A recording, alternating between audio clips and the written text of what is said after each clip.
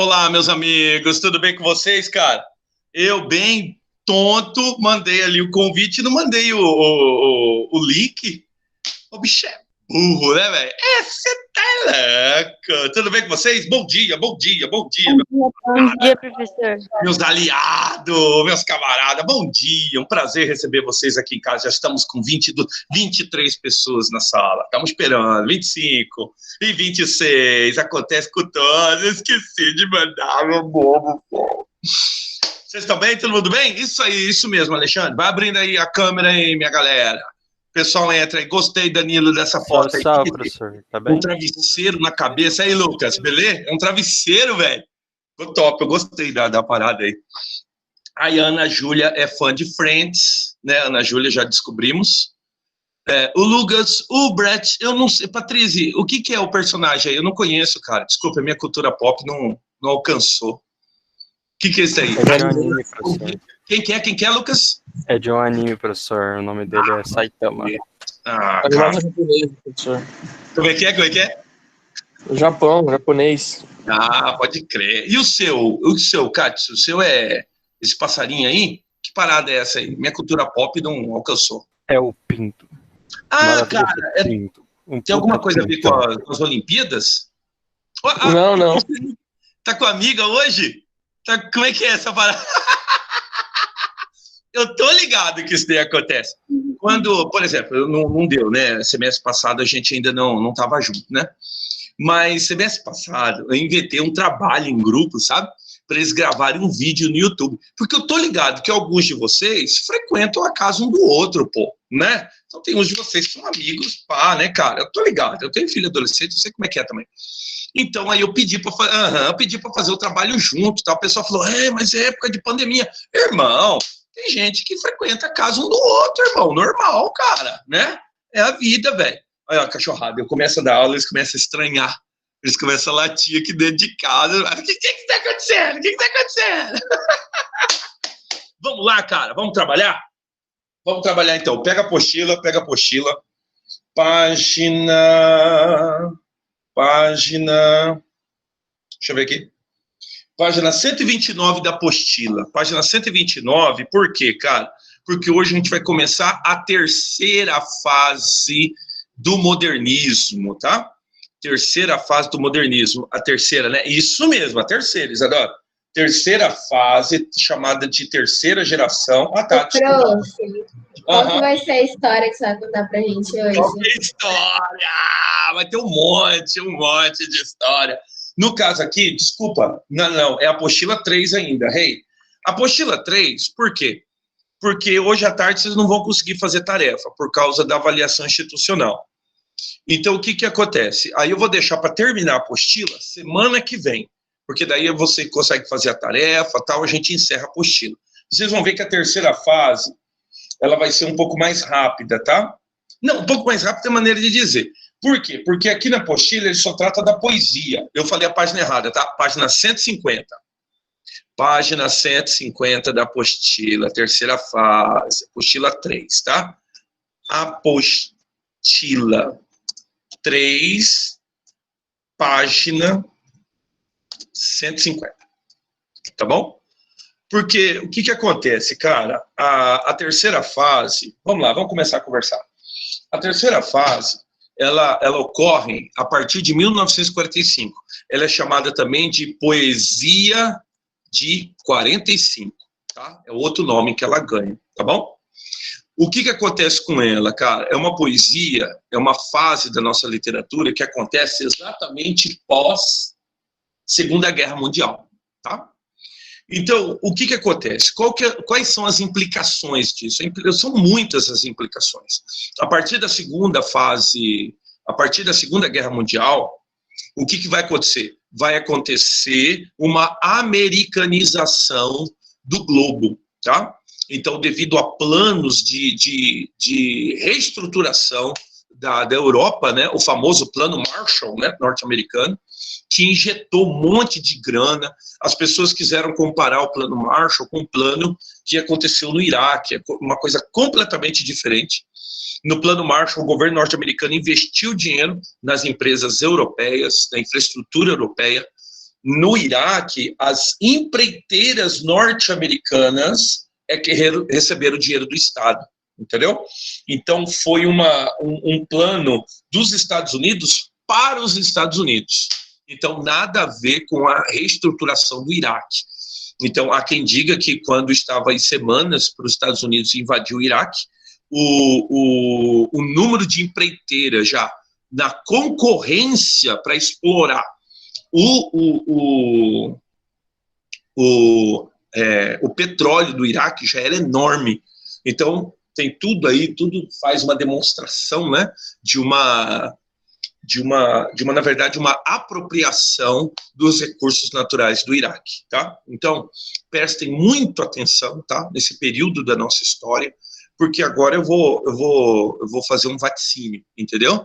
Então, o Iraque estava sentado, né, os iraquianos estavam sentados talvez nas maiores jazidas, né, de petróleo da sua época, e aí foi uma concorrência, os camaradas foram lá, falaram que ia ter... Alguém assistiu aquele filme Zona Verde? Assistiram Zona Verde? Eu reassisti esses dias, né? Assisti Zona Verde. É Zona Verde o nome do filme, né? Zona Verde. É isso mesmo? Isso mesmo. Eu assisti. E eu reassisti esses dias. Por quê? Porque justamente fala da grande mentira que foi a tal da busca, né, por armas de destruição em massa. Então, na verdade, foram lá matar o general, por quê? Porque não poderiam descobrir que, na verdade, eles mentiram, usaram o nome do general, mentiram, porque não tinha arma de destruição em massa porcaria nenhuma. Por que eles invadiram o Iraque? Invadiram o Iraque por causa dos recursos naturais. Meus amigos, vocês são muito jovens, mas prestem muita atenção no que eu vou falar agora. Hoje, nós somos 7 bilhões de habitantes no globo. Daqui a um pouquinho, nós vamos ser 9 bilhões. Há quem diga que quando formos 9 bilhões, vai faltar comida, vai faltar água. E nós estamos sentados em cima de 2 recursos naturais muito importantes. Uma é a água e outro o nosso solo, que é altamente rico, produz pra caramba mesmo. Entendeu? Pois bem. Água já falta. Comida é difícil. Isso mesmo. Comida tem, só não é distribuído. Água falta. Verdade, verdade. Mas daí o que acontece? Nós estamos sentados. Você, sul-mato-grossense, nesse exato momento, nós estamos sentados no segundo maior reservatório de água potável, né? De água mineral do globo. O segundo maior, chamado Aquífero Guarani. E alguém lembra qual que é o maior? Qual que é o maior em volume de água? É alguma coisa terra, né? Isso. Alter do chão. Isso mesmo, que está precisamente aonde, Glória? Aonde, Alexandre? Amazônia. Entendeu, cara? Quer dizer que os 2 maiores recursos, ou melhor, os 2 maiores reservatórios de água mineral do globo se encontram no Brasil. Entendeu? Então, se os caras foram capazes de invadir o Iraque por causa de petróleo, imagina o que os caras não vão fazer por causa de água. Entendeu? Então, você é jovem, você fica esperto. Na hora que o papai falar de comprar um 38, compra um 38 também, entendeu? Se arma, porque o negócio vai ficar quente daqui a alguns anos. Ô, louco, nem acredito que eu falei isso. Tá gravando. Oh, meu Deus do céu. Oh, meu pai da glória. Não, pensa comigo, velho. Se os caras invadiram o Iraque por causa de petróleo, o que os caras não vão fazer por causa de água, velho? Então, só guarda isso, tá? No seu coraçãozinho. E vamos pra frente, cara. Então, veja bem. Eu ia falando do plano Marshall. Então, o plano norte-americano, o que ele fez? Ele americanizou o mundo. A partir do plano Marshall, eu tenho várias multinacionais norte-americanas vão ficar conhecidas no mundo todo. Uma delas estão aí até hoje, McDonald's, né? E assim por diante, Coca-Cola, isso mesmo. A Coca-Cola já comprou vários hectares, isso do Afer do Chão. É verdade, eu ouvi falar isso daí. Então, veja bem, para explorar o subsolo, é daqui para ali, né? Que está lá no subsolo. Então, tem tudo isso daí que a gente tem que cuidar como soberania nacional, entendeu?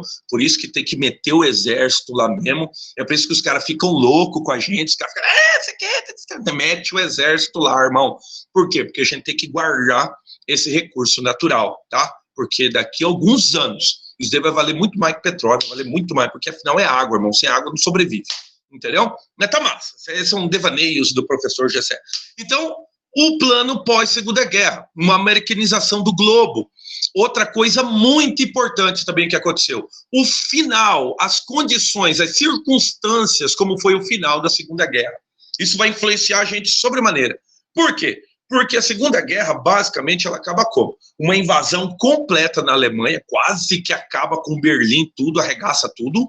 E, claro, o famoso bombardeio norte-americano, que estava programado para 3 dias de bombardeios. Era para ser bombardeado Hiroshima, Tóquio e Nagasaki.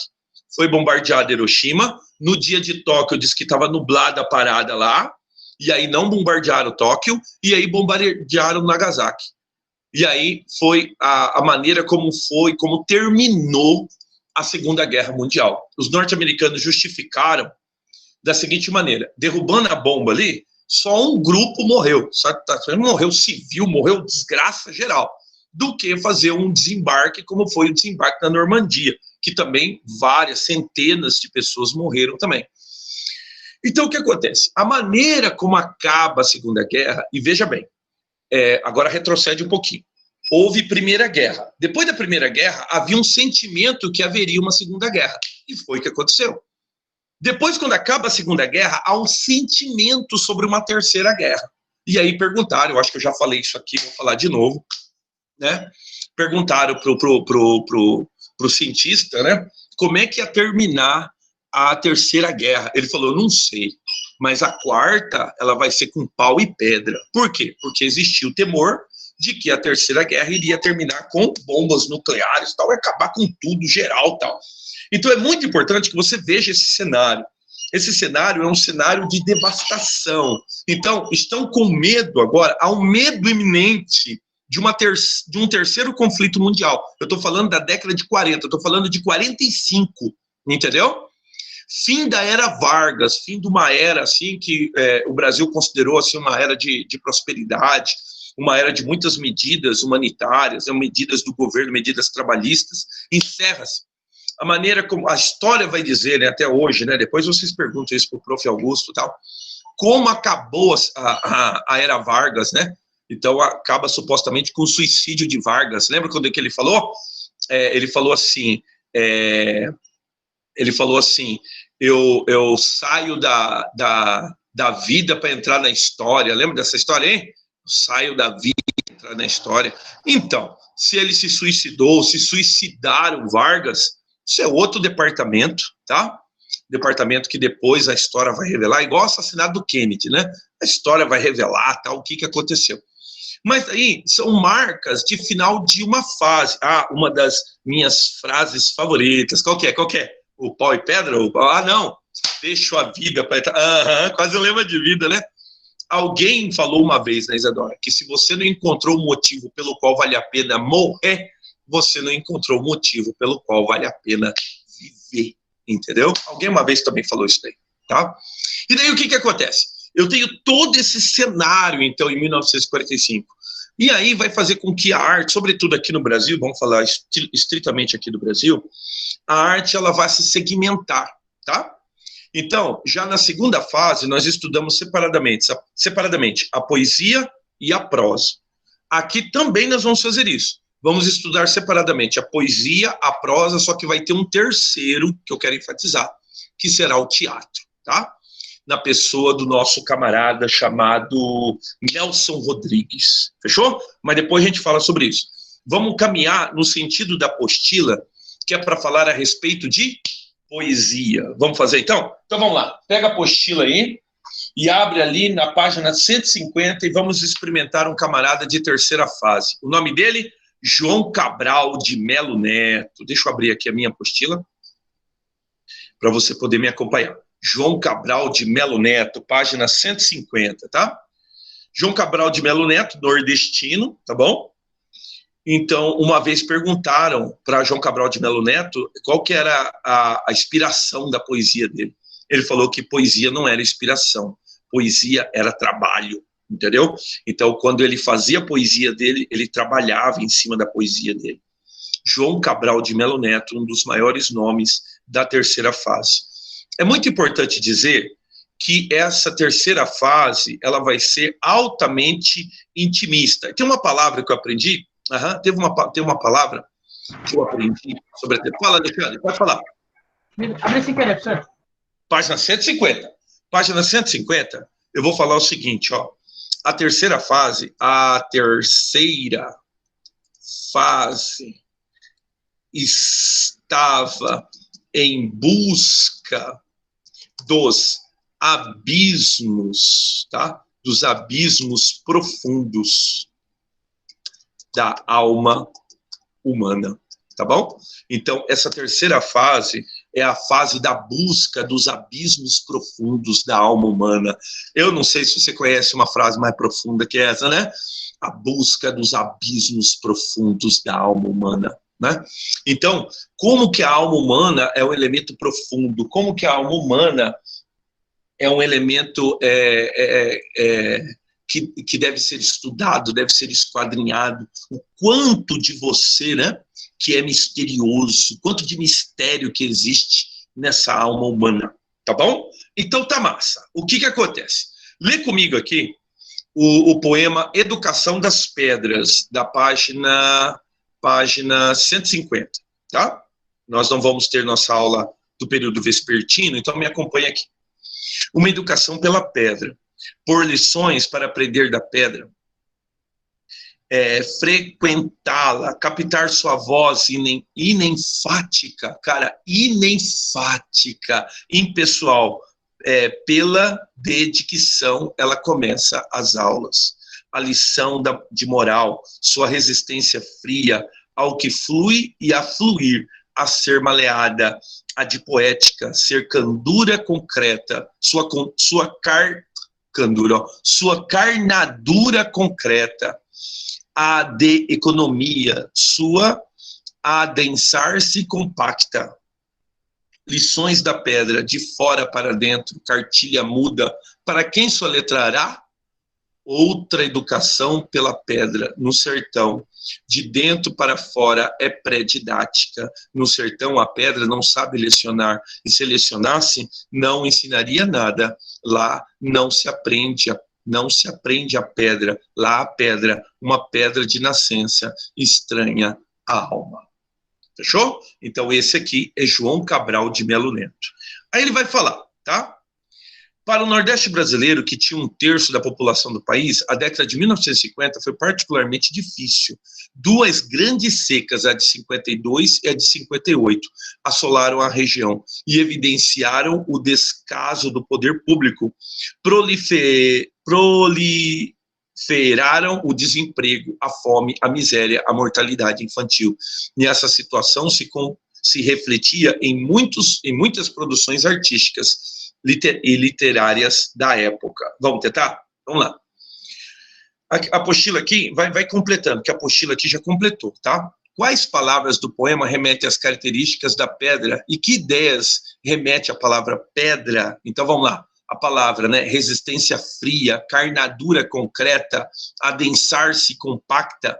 Então ela reflete o quê? Reflete a dureza, a frieza, a secura, a falta de vida, tá? Então uma pedra não é algo vivo, né?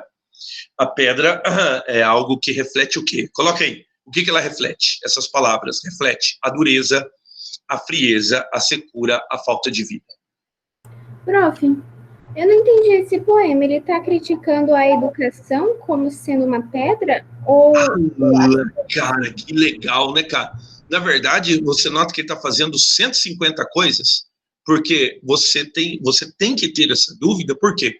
Porque, veja bem, ele não quer dizer, ele quer sugerir, tá? A educação pela pedra pode ser uma crítica à educação? Pode. Porque ele fala que no Nordeste não se ensina, no Nordeste não tem, estranha a alma. Pode ser? Pode, tá? Mas ele está falando também de lições da vida, o que a pedra pode ensinar. Então, o que a pedra ensina com a sua dureza, o que a pedra ensina, vamos ver, vamos repetir as palavras? Resistência fria, candura concreta, adensar-se compacta. Então, como que, aí fazendo a metáfora, como que o ser humano ele pode ser duro, ele pode ser frio, ele pode ser seco, como que o ser humano pode ter falta de vida, né? Então, é muito importante você ficar com essa dúvida, Axa. Por quê? Porque, se você notar, ele não está querendo dizer absolutamente nada. Ele está sugerindo um monte de coisas, tá? Então, lembra, esta poesia agora é uma poesia que se volta aos abismos profundos da alma humana. Então, ela dá vazão a diversas interpretações. Se na segunda fase ela foi altamente intimista, na terceira fase ela vai ser 2 vezes, 3 vezes, 4 vezes mais intimista, tá bom? Então, veja bem, falar assim, ó, ele quer dizer isso é muito perigoso, tá? Por quê? Porque nessa terceira fase ele vai sugerir um monte de coisas, tá bom? Eu não sei se eu respondi a questão ou se eu te confundi mais. O que você acha? Respondeu sim. Agora eu só estou um pouco preocupada na hora de fazer uma questão com um tipo de poema desse. Claro, é muito importante notar e guardar essas características que a gente vai tentar trabalhar uma a uma, tá? Que é justamente qual que é a maior? A busca pelos abismos profundos da alma humana. Esse ser humano indecifrável, esse ser humano passível de ser estudado, passível de ser observado, né? A gente vai viver com uma pessoa a vida toda e essa pessoa, ela vai ser algo a ser algo a ser descoberto, ela ainda vai ser uma pessoa que ainda vai ser capaz de nos surpreender, né? Por quê? Porque a pessoa também, ela tem dias que ela tá bem, tem dias que ela não tá bem, e assim por diante. Então, no fim, é uma literatura que ela vai sugerir, ela não quer dizer, ela quer sugerir, tá bom? Então, vamos lá. Tá bom. Simbolismo? Pois não? Pode falar. No simbolismo? Isso mesmo, mas só que é um simbolismo agora levado à sua, como é que eu posso dizer? A sua plus característica, entendeu? Então é exagerado, altamente intimista. Agora é importante lembrar, por que, Isadora? Que assim, esse medo da morte, ele é iminente, entendeu? Com o fim dessa Segunda Guerra, e aí a gente tem esse agravante aqui no Brasil, que foi essa seca de 52, essa seca de 58, é um cheiro de morte, é uma iminência de morte, entendeu? Isso faz o quê? Isso faz com que você volte a determinados conceitos, volte a conceitos internos, conceitos seus, e assim a poesia vai se dedicar, certo? Vamos lá, vamos tentar de novo. Mais uma questão, ó. Observe como é feita a comparação da pedra ao cotidiano que ele observa. Qual é o fim, a ideia que transparece em relação à vida no sertão na década de 50? O que é a pedra, então? O que ela reflete? Essa vida, anota aí, essa vida difícil, desesperançada para as pessoas que lá moravam. Então, a pedra, como ela é fria, como ela é seca, como ela é compacta, ela faz com que a vida seja dura, entendeu? A vida é difícil, é uma vida sem esperança, é uma vida desesperançada.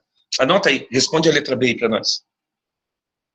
E aí, o último, né? Pesquise uma obra de arte de Cândido Portinari, aí, né? Ele faz aí a sugestão de Os Retirantes. Quando ele fala de Os Retirantes, todo mundo sabe do que ele está falando? Qual que é a obra? Oh, meu Deus do céu, desculpa. Ai, meu papai, de novo, cara, mesmo furo. É porque vocês estão com a apostila aí, né? Por isso vocês conseguiram me acompanhar. Agora sim, agora eu estou apresentando aqui. Deixa eu fazer aqui, ó. Os Retirantes, de Portinari. Fechou? Escrevi Portinari de qualquer jeito. Olha aqui, ó. Ela aqui. É a obra de Cândido Portinari, Os Retirantes, tá? Que data mais ou menos dessa época, tá bom? Parece surrealista. Como é que é? Parece surrealista. Não parece, cara? Parece surrealista, parece uma imagem expressionista, não é verdade? Então, esses são os Retirantes de Portinari, tá? Então, que tenta refletir o quê? Essa iminência. Notem que as pessoas são catavéricas. Olha esse neném aqui, velho, só a costela. Olha a canela do... Eu não sei se é canela, com uma roupa, mas olha só, olha o moleque com a barriga d'água, a doença, as pessoas sofridas, as pessoas dadas à miséria. Essa foi a seca, né, de 50 e a seca de 58, sim. Então, é muito importante você presenciar essa iminência da morte, essa morte que está constantemente nos cercando, que cerca essa geração de 45, devido a essa a essa seca devido ao final da Segunda Guerra e assim por diante. Somando-se, elementos que vão nos levar a esse medo iminente ou essa iminência de morte, levando a um raciocínio introspectivo exagerado, tá? Agora, feita aí a resposta, dá uma olhada na definição que a apostila vai fazer. Geração de 45.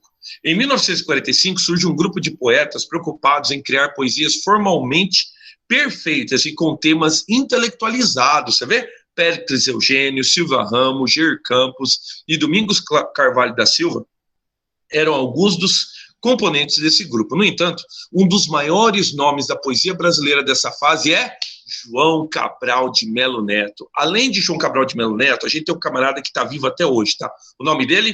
Ferreira Goulart. Também trabalha, também ganha destaque com a poesia inovadora na forma e renovadora nos temas. Por quê, cara? Porque ela vai evocar, né, esse abismo profundo da alma humana. Dá uma olhada aqui no poema que a apostila traz, Tecendo Amanhã. Eu lembro muito bem desse poema, trabalhei bastante ele na faculdade, né? Vamos lá?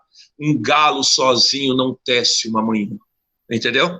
Então, a gente sozinho, a gente não faz nada. Sozinho não tem eleição direta, sozinho não tem reeleição, sozinho não tem eleição, sozinho não acontece nada. E não é à toa que os políticos agora lembram de nós. Quando chega nessa época, a gente passa a ser importante, né? Então, eu vi aqui, passando em frente de casa, o carro tocando o hino nacional, as pessoas lembram do hino nacional, porque a gente passou um tempo de pandemia, você nunca ouviu falar de um vereador, fala a verdade? Não desapareceu, velho, bando vagabundo, desgraçado.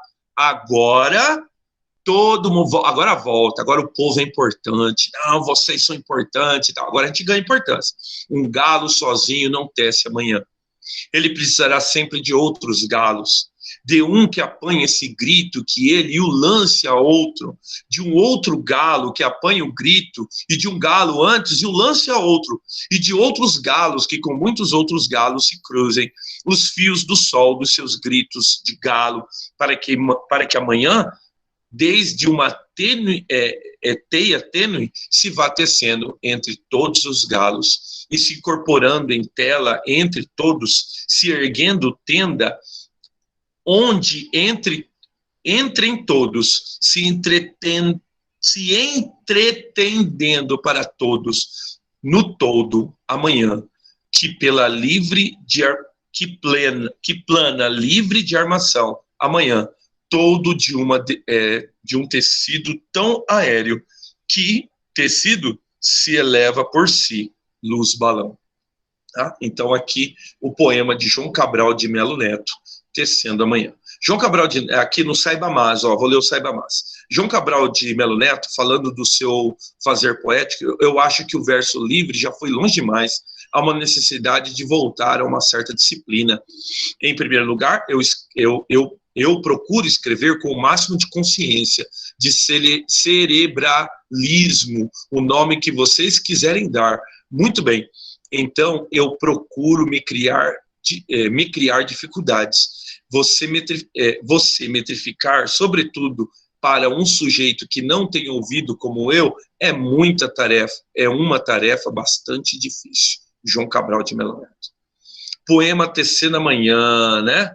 Então, uma andorinha só não faz verão. Tecer, abrir, começar, costurar, pintar, unir, fiar, entrelaçar. Que efeitos de sentido o texto, os verbos dão ao texto o sentido de tecimento, fazer tecido, né?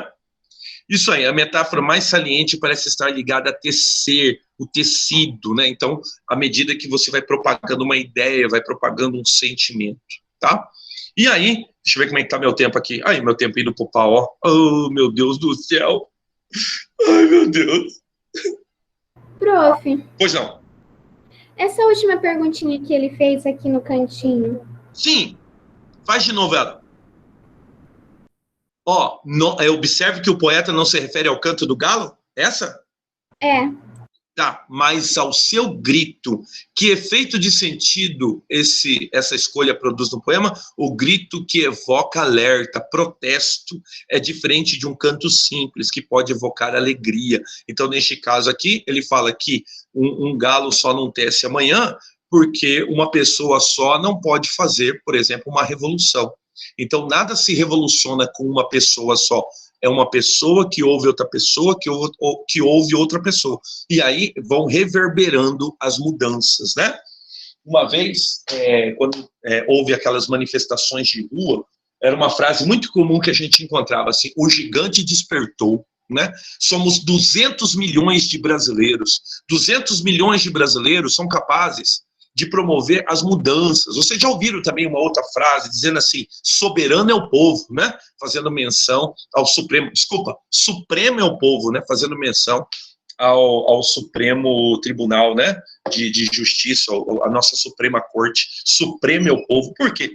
Porque somos 200 milhões de brasileiros. Nós podemos reger as mudanças, né? Nós podemos fazer as mudanças. Então era muito comum essa frase, o gigante despertou. Eu digo ainda que ainda é aquela letra do hino, né? Gigante pela própria natureza, deitado, né? Deitado em berço esplêndido, deitado eternamente em berço esplêndido. Então, neste caso ainda o povo está dormindo, né? O povo ainda está dormindo, e eu espero que um dia o povo acorde, né? O povo acorde e exige educação de qualidade, né? Porque, por exemplo, quer ver? Um detalhe muito importante. É difícil falar isso aí, porque parece que eu estou depondo contra a própria instituição que eu trabalho, mas a questão não é essa. A questão é o seguinte, ó, o seu papai, ele paga imposto. É direito seu educação, e educação de graça. Então, mas o que acontece? O Estado, ele é incapaz de nos dar educação de qualidade. A bem-verdade é essa? A bem-verdade é essa. O Estado é incapaz. Aí o que acontece? O Estado terceiriza. É por isso a necessidade de escolas como referencial, a necessidade de escolas de outras escolas particulares. Por quê? Porque o Estado, o qual tinha a obrigação de nos dar uma educação de qualidade, falha nesse sentido. Por exemplo, quantos de nós não pagamos plano de saúde à parte? Hospital particular. Não era dever do Estado nos dar a saúde, era dever do Estado, afinal é assim que a gente paga imposto, e pagamos os impostos um dos mais caros do mundo. Para quê? Para que o Estado nos devolva. Você concorda comigo que hoje está acontecendo o contrário? Hoje a gente sustenta o Estado, a gente sustenta 513 deputados. Eu queria que alguém sentasse comigo, eu sou professor, eu queria que alguém sentasse comigo e me explicasse por que eu preciso de 513 deputados. Então, hoje na Itália, já tem um projeto para diminuir a metade do número da Assembleia Legislativa. E é assim que tinha que ser. Esse número de deputados, para nós, aqui 1/3 desse negócio aí já é mais suficiente. Então, veja bem, são ideias que elas não vão acontecer se uma pessoa falar sozinha.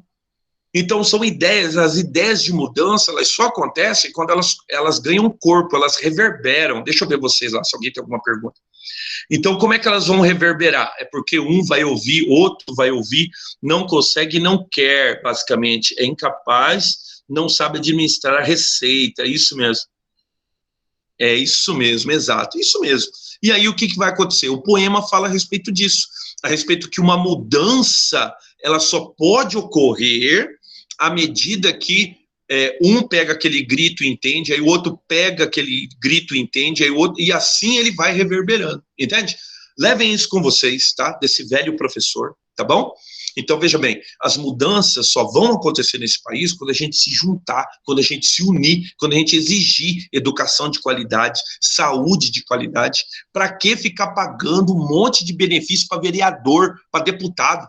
A gente não precisa desse número de vereador que eles propõem. Tem município que o número de vereador, o gasto com o número é maior que o gasto que a cidade tem, o Estado tem que ficar repondo. Então tem cidade que não precisaria de vereador. Por que toda cidade tem que ter vereador? Tem número de cidade que não precisa ter vereador. É gente mamando no Estado. Hoje a gente carrega o Estado. É seu pai que carrega o Estado, eu carrego o Estado, o referencial carrega o Estado. A gente sustenta 513 camaradas ali para não fazer porcaria nenhuma. Então, desses 503, por que não muda para 200? Vamos derrubar a terceira parte, tá? 2/3 desse troço aí, irmão. Entendeu? Cidadezinhas pequenininhas, que tem lá 7, 8, 15 vereadores. Não precisa. Entendeu? E aí o que que acontece? A gente acaba carregando o Estado nas costas. Eu vou contar para vocês, meus amigos. A história nos conta que uma vez nós carregávamos o rei nas costas. Isso aconteceu na Revolução Francesa. Sabe como é que aconteceu? Derruba o rei. Derruba o rei, derruba o sistema. E aí nasce o novo sistema, nasce a república, nasce o déspota esclarecido, nasce um novo sistema. Hoje em dia a gente vive o mesmo sistema. Hoje a gente carrega o Estado. A gente tem que parar de carregar o Estado e o Estado tem que voltar o tanto de imposto que o seu papai paga. Pelo amor de Deus, seu papai paga demais, eu pago demais. Então a gente tem que ter o retorno do Estado. Agora, isso vai acontecer com uma pessoa falando, só o professor já está falando? Não. Isso vai acontecer quando um ouve o grito, o outro reverbera o grito, o outro reverbera. Uma andorinha só não faz verão. É disso que fala o poema Tecendo Amanhã. Fechou? Semana que vem vou falar do poema máximo dele, chamado Morte e Vida Severina, também chamado de Alto de Natal. Aí, ó, Alto de Natal pernambucano. O Alto de Natal pernambucano, para você já pesquisando. Fechou? Vamos para a chamada? Vamos lá para a chamada, meus camaradas. Vamos lá. Aí, eu nem abri o Mahamud aqui, o negócio aqui. Deixa eu abrir aqui o Mahamud aqui. Negócio de fazer chamada aqui. Vamos lá. Alinha aí, pessoal do segundo A. Alinha aí, pessoal do segundo A. Deixa eu ver aqui. Faltas. Aqui, dia de hoje, dia 30. Segundo A. Alinha aí, pessoal. Segundo A. Alinha aí. Vamos lá. Me ajuda aí, o pessoal que não for aparecendo aí no chat. Pessoal que for aparecendo no chat. Ana Luísa. Presente, prof. Ótimo. A Kemi Franco. Tô no chat. Ótimo. Alessandra Okama. Presente. Ótimo. Alexandre Bittencourt. Aqui. Opa, Ana Júlia Moreira. Presente. Ótimo. Ana Luísa Arce Michelon. Presente. Ótimo. Ari Vargas Leal. Tô no chat. Ótimo. Daniele Teodósio. Presente. Ótimo. Danilo Souza Morim. Presente. Ótimo. Emily Barbosa. Faltou. As duas Emilys, tá. Eu tirei aqui. Felipe Corrêa Zanetti. Tô no chat. Opa. Felipe Oshiro. No chat. Ótimo. Fernanda de Figueiredo. Opa. Gabriel de Lima Portela. No chat. Opa. Gabriela Cavalcante. Eu. Glória Nantes. Glória. Tá bom, então, faltou. Guilherme Hideki. Eu acho que o microfone Mandou no da chat. Glória... A Glória mudou também no chat. A Glória? Ah, tá. Acho que o microfone dela Bugou? É. E o Guilherme? mandou no chat também. Ótimo também. Gustavo Aquil. No chat. Ótimo. Herbert Augusto. Faltou. Herbert. Isadora. Desculpa. Isadora Marques Mendes. Eu. Eu, ótimo. Isadora Macedo. Faltou. Oh, meu Deus, Isadora Macedo. João Vitor Moreira Rocha. No chat. Ótimo. Júlia Pereira. Júlia, faltou? Faltou. Juliana Silva Galvão. Faltou. Larissa Daniele. No chat. Ótimo. Luana Matos. Luana? E é Matos. Faltou. Mariana Brito Nogueira. Faltou? Matheus Presente. Oh, meu rei. Milene Amaral. Ótimo. Nathalie Okama. No chat. Ótimo. Nicole Simabuco. Faltou, Nicole. Rafael. Presente. Ótimo, meu rei. Rodrigo Brandão. Presente. Ótimo. Sérgio Oshiro. No chat. Ótimo. Vitória Menezes. Eu. Ótimo. Yasmin Leite. Yasmin? Presente, eu. Ótimo. Nicole Matos. Faltou. Faltou. Fechou. Então tá bom. Grava aqui. Bom almoço para vocês. Chama lá o pessoal do segundo B para nós aí. A linha aí. Tchau. Tchau, bom almoço. Até semana que vem. Falou, pro. Prof. Boa prova agora à tarde. Vamos lá. Axa. Presente. Ótimo. Aina Rosa. Aina tá aqui, tá no chat. Tá no chat. Ótimo. Alana Santos. A Alana faltou. Faltou. Ana Beatriz. Faltou. Ana Beatriz. Ana Carolina Bento. Faltou. Faltou. Ana Júlia Andréa. Faltou. Faltou. Ananda Ruiz. Eu. Ariane Escobar. Ariane faltou. Faltou. Arthur Salomão. Arthur tá no chat. Ótimo. Beatriz Oliveira. Tá no chat. Ótimo. Carlos Eduardo Silva. Faltou. Faltou. Daniel Bittencourt. Tá no chat. Ótimo. Eduardo de Oliveira Lopes. Tá no chat. Ótimo. Eduardo Nomura Pinesso. Vinícius faltou. Faltou? Pinesso? Fernando Fávaro Moreira. Tá no chat. Ótimo. Isabela Alves. Faltou. Faltou. Isabela Juliana. Presente. Obrigado, minha amiga. José Marco Pereira Leite. José Marco. Faltou? Faltou. Faltou. Júlia Fernandes. No chat. Ótimo. Camila Varela. Faltou. Faltou. Katsu. Aqui, professor. Você é o cara, velho. Cauê Messa Andrade. Faltou? Uhum. Oh, meu Deus do céu. Não veio na aula. Leonardo de Moraes. Faltou. Faltou. Lucas Patrizzi. Tô aqui, professor. Você é o cara, velho. Ludmila Fonseca. Eu. Ótimo. Manuela Flores. Eu. Ótimo. Maria Fernanda Moreira. Faltou. Isso. Maria Luísa Pinto. Eu. Ótimo. Mariana Gonçalves. Mariana faltou. Faltou. Matheus Orlando Girotti. Faltou.